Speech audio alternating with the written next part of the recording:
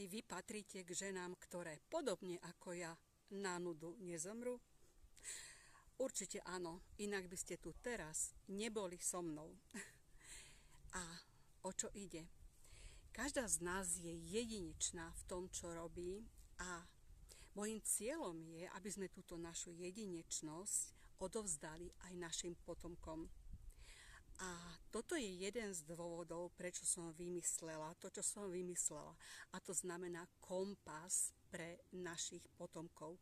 Taký ten kompas, ktorý vám ukáže, ale o tom trošku neskôr. O tom na webinári, na ktorý vás srdečne pozývam. A ako som tento termín hľadala, ako som hľadala termín nášho ženského online stretnutia.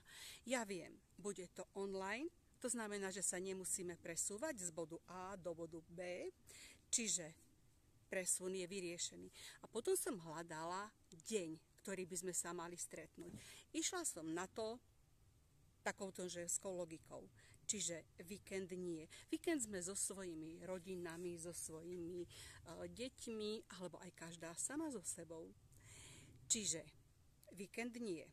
Piatok poznám, piatok sa už chystám na ten skvelý víkend. A keďže aj ja mám svoje aktivity, svoje vzdelávanie, tak som postupne sa rozpamätala na to, čo mi hovorila moja mama a možno aj jej mama. A to, že pondelok je taký ten sviatok žien. Už vtedy hovorili, máš uprataný celý byt, máš navarené, napečené, ožehlené, čiže makala som celú sobotu, nedeľu, tak mi to moji predkovia hovorili, hej. No a tým pádom tú sobotu si mám oddychnúť ja ako žena. Takže keď idem na to takouto ženskou logikou, tak prišlo mi také, že sa my stretneme v pondelok. Ale o koľkej hodine? Zase, keby som išla podľa seba, tak sa stretneme o 5. hodine ráno. Pretože ja som ráne vtáča a o 5. hodine ráno ja frčím, som čerstvá ako rybička. Ale viem, že ja som taká tá výnimka a viem, že mnohé z vás majú aj deti, menšie, mladšie, o ktoré sa treba postarať. Takže už som mala pondelok na ten náš webinár vymyslený. A o koľkej tej hodine, tak mi prišla tá 19. hodina, že vtedy by to už mohlo byť urobené tak, že všetko je už zabezpečené, decka pripravené na druhý deň, už sú v takom tom pokojnom móde v mojej predstave.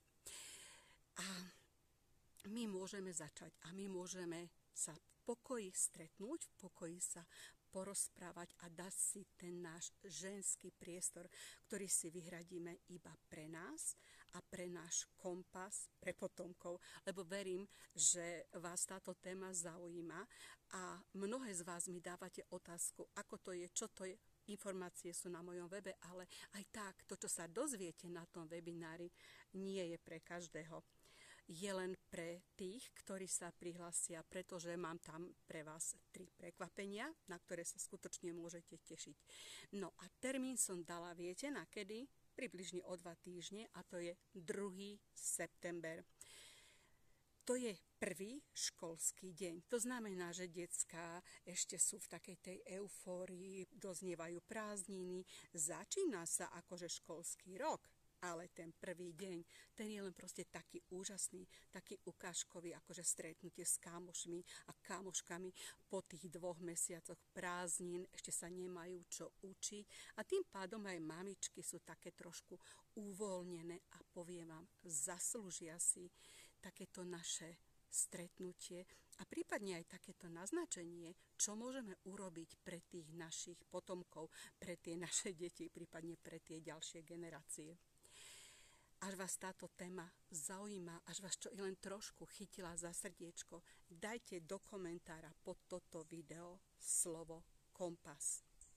A ja vám včas pošlem link na toto stretnutie. Veľmi sa teším na vás a môžem povedať, viacere sa na vás tešíme. Takže kompas.